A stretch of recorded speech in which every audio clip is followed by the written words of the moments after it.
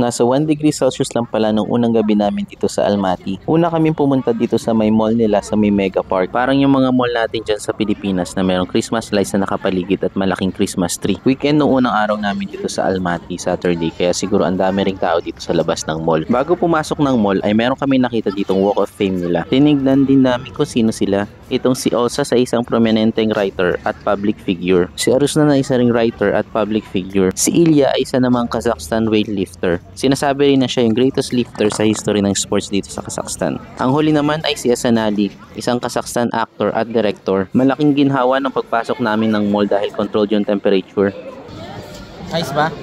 Namula na nga yung ilong ko sa lamig dahil hindi kami sanay sa ganitong temperatura. Una naming sadya dito sa mall ay makabili ng SIM card para may magamit kami paglalabas kami para hindi kami maligaw. Dito kami nakabili sa bilay na nagkakahalaga ng 11,200 tenge o pag kinonvert sa dirhams ay 81 dirhams. Meron na itong 1 month unlimited data, 500 national calls at 50 international calls. Ang sunod naman namin pinuntahan ay yung food court nitong mall at dito ay nakita namin itong Hell's Kitchen. Pero hindi ito yung Hell's Kitchen ni Gordon Ramsay. Maghahanap talaga kami ng local restaurants pero dahil lang ino-offer nila dito ay isang sushi, steak, ay natakam kami kaya dito na kami dumiretso. Sa bawat table nila ay meron sabitan ng jacket or coat. Dati napapanood ko lang to sa TV, ngayon naranasan ko na rin magsabit ng jacket dito sa may restaurant. Isang dahilan din para masabi kong mandatory na magkaroon ka ng SIM card dito para may data ka para magamit mo sa Google Translation. Katulad na lang dito sa restaurant, hindi lahat ng nasa menu nila ay merong English translation at yung mga tao dito ay hindi rin ganong katatas magsalita ng English. May mga lokal dito na napagkakamalan naming Pinoy dahil may similarity sa pagmumukha nating mga Pinoy.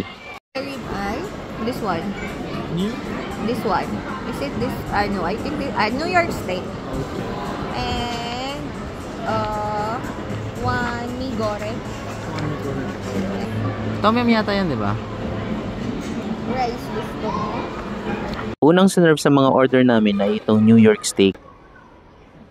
Si Mrs. na nga yung nag-cut ng steak at yung luto naman ay sakto sa panlasa namin. Medium well yung in-order namin at medium well din yung sinerve nila kaya mas lalo kaming natakam sa steak. Ang sunod namang isinerve ay itong mga sushi. Yan. Fresh tuna. Kalaw kamatis yan.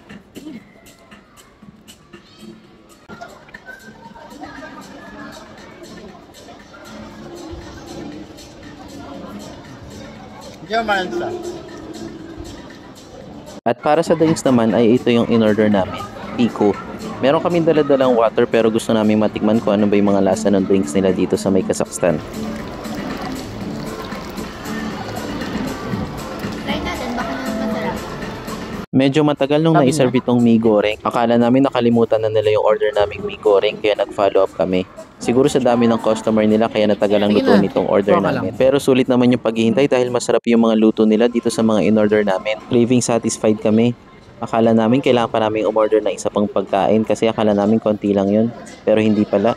Busog na busog kami pagkaubos namin. Yung bill namin ay umabot ng 17,248 tenge o 125 AED. Nasa 400 grams na ata yung steak na in-order namin pero nasa 6,570 tenge lang ang presyo niya. Isa na itong bansang ito sa may pinakamurang bilihin sa mga napuntahan namin. Naglibot kami sa mall pagkatapos namin kumain at dapat-pad nga kami dito sa may sinihan. 35 dirhams. Mura. Weekend? At pagkatapos naman ay pumunta kami dito sa may bilihan ng mga panlamig nila. Magkano siya kayo? Sakto naman, nag-ano sila? May coins? 210. Nakabili kami dito ng gloves worth 1,790 tenge o 13 dirhams. Karamihan sa mga nakadisplay ay walang English translation kaya talagang mahalagang meron kang SIM card dito para mabasa mo gamit ang Google Translate. At pagkatapos dumiretso na kami sa supermarket para mamili ng mga pwedeng iluto. Ito na ata ang pinakasikat na supermarket nila dito, itong Magnum Super. Napakamura talaga ng mga bilihin dito. Katulad na lang nitong sibuyas. Ang isang kilo ay 105 tenge o 77 fils. Bumili din kami ng 10 pieces na eggs, ang kilong bigas, mantika, at mga inumin. Ang dami nilang flavored beers kaya bumili kami para matikman.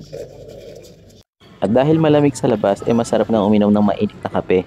At pag sinabing kape, syempre hindi papahuli yung paborito ni Mrs. Located kasi itong Starbucks doon sa may pagpasok mo ng mall, kaya bago ka lumabas, makikita mo talaga to kaagad. 20 ang in-order ni Mrs. na pag kinonvert mo sa AED ay 21 dirhams lang.